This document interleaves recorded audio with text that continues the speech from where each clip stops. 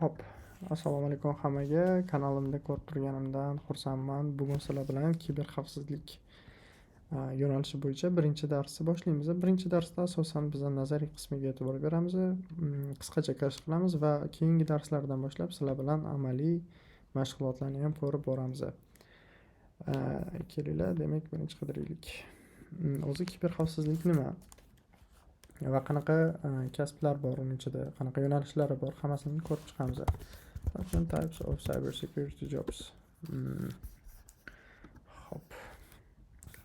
Ko'rsak bo'ladi, ya'ni information security, ya'ni axborot xavfsizligi xodimlari kompaniyadagi butun ma'lumotlarni xavfsizligiga javob beradigan yo'nalish hisoblanadi, ya'ni kadrlar hisoblanadi va security architectlar yoki security injenerlar bular nima deydi, butun boshli tizimni xavfsizligini quradiganlar hisoblanadi. Ya'ni ma'lumotlarning to'g'ri xavfsiz saqlanishi, parollarning to'g'ri saqlanishi, ya'ni ma'lumotlar chiqib ketmasligi uchun butun tizimni xavfsizligini qurib boradiganlar security engineer yoki security architect desa bo'ladi. Ya'ni buni o'zingizlar ko'rib o'qib chiqsanglar bo'ladi internetdan qidirib.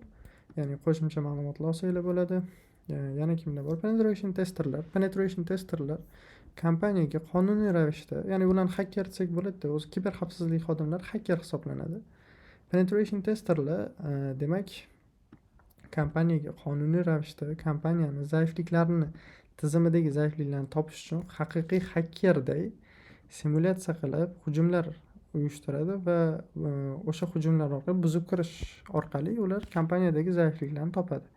Bundan maqsad nima? Ya'ni boshqa yomon hakkerlar kompaniyani tizimini buzib kirib, ma'lumotlarni olib chiqib ketib yoki boshqa yomon maqsadlarda foydalanishdan oldin qonuniy ravishda penetration tester, ya'ni kiber xavfsizlik xodimlari chaqirilib yoki masalan shu kabi nima deydi,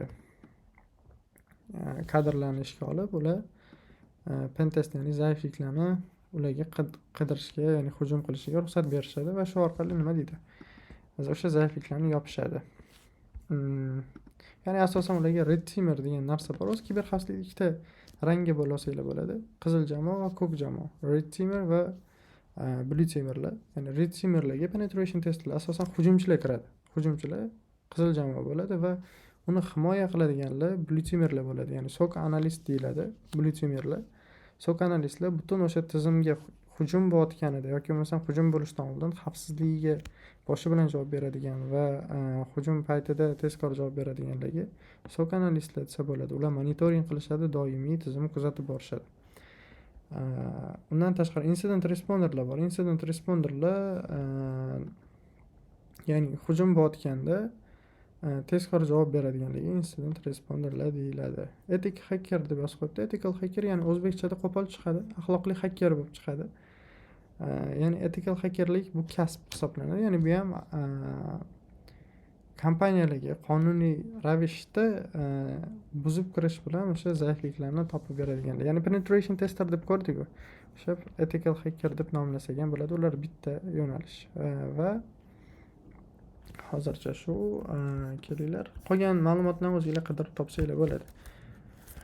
Cyber security, ya'ni kiber xavfsizlikda o'zi qancha maosh olishadi? Kelinglar, in USA. Amerikada qancha olishar ekan ko'rsak bo'ladi. How much do cyber security job pay? Xo'p, Amerikada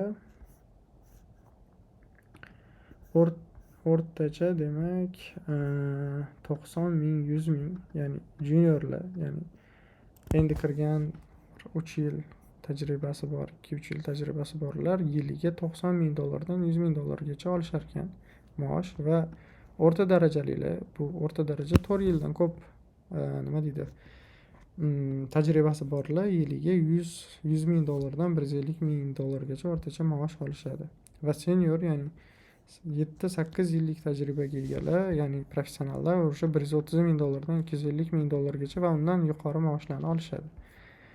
Endi kerakli kiber xavfsizlikka kirishdan oldin bizga albatta notebook yoki kompyuter kerak bo'ladi va unda qanaqa kuchga ega bo'lish kerak kompyuteringlar, ya'ni bemalol ishlashinglar uchun.